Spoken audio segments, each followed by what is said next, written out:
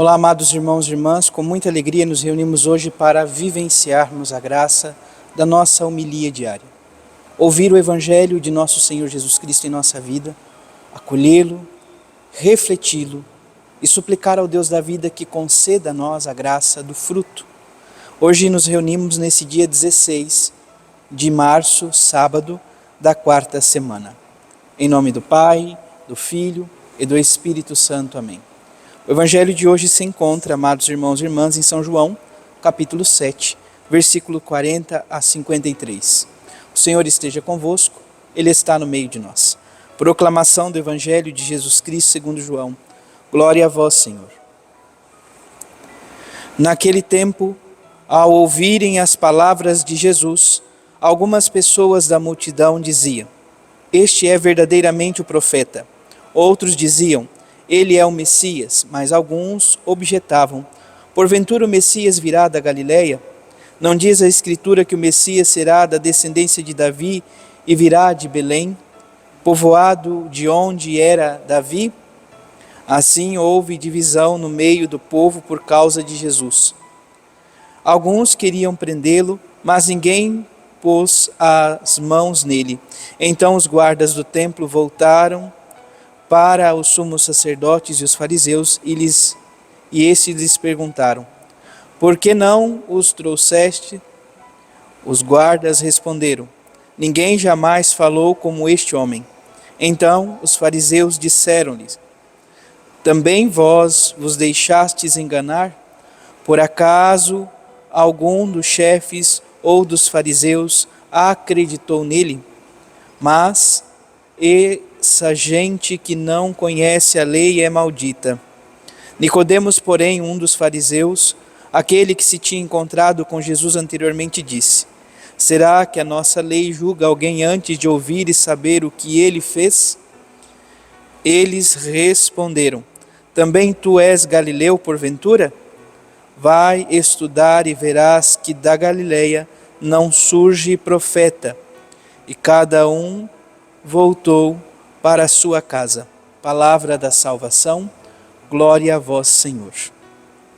Amados irmãos e irmãs, capítulo 7 do Evangelho de São João então, nos convida a refletir sobre esse diálogo profundo entre Jesus, os fariseus, os judeus de sua época, a grande discussão de onde viria o Messias, o ungido de Deus.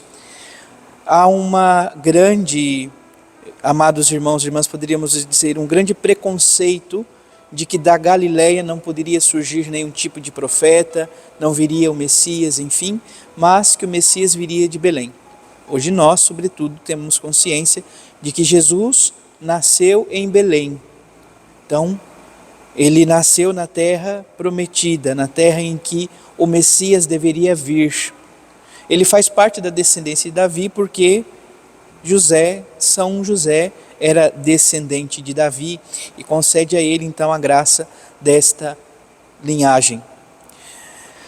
Há uma grande intriga, há uma grande discussão, há uma grande confusão. Amados irmãos e irmãs, a vida em Cristo, Jesus e Senhor nosso, não é uma vida pautada por incompreensões, por divisões, por intrigas e por confusões. Antes, somos convidados na graça e no amor de Deus a nos portarmos como irmãos e irmãs uns dos outros. Por isso, amados irmãos e irmãs, nós precisamos viver a atitude de Nicodemos, a atitude deste grande homem.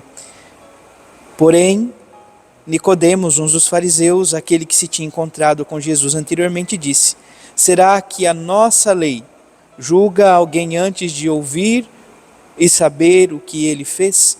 Então é necessário, sobretudo, ouvir, perceber, tomar consciência daquilo que Jesus realiza em nossa vida, daquilo que o Senhor faz em nossa história.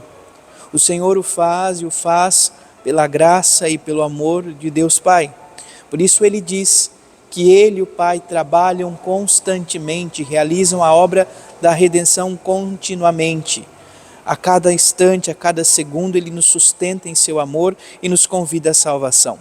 Por isso, nós somos convidados com o salmista do Salmo 7 a dizer: Senhor meu Deus, em vós procuro o meu refúgio. Procurar o refúgio do Senhor, nos guardarmos, nos aconchegarmos na presença deste Deus que nos quer bem. A oração coleta, por sua vez, nos diz: Senhor, na vossa misericórdia, dirigi os nossos corações, pois sem o vosso auxílio não vos podemos agradar. Então, o auxílio, a graça de Deus encaminha os nossos corações para realizar aquilo que é agradável aos olhos de Deus. Que o Senhor nos ajude e nos conceda esta graça de que possamos de fato ouvir aquilo que o Senhor tem a nos dizer, aquilo que Ele faz, os seus ensinamentos, e reconhecer que de fato Jesus é muito mais que o Mexiá, o ungido de Deus. Ele é Deus mesmo que se encarnou e veio ao nosso encontro para nos salvar. Que o Senhor nos ajude, nos conceda esta graça, para que assim, amados irmãos e irmãs, possamos ter um coração completamente aberto à graça de Deus. Defendei, Senhor, o vosso povo, que se prepara para as solenidades pascais. Ajudai-o com a abundância da graça celeste, para que, reconfortado com o auxílio dos bens visíveis, procure mais diligentemente os bens invisíveis. Por Cristo nosso Senhor. Amém. Abençoe-vos o Deus Todo-Poderoso, em nome do Pai, do Filho e do Espírito Santo. Amém. Graça e paz.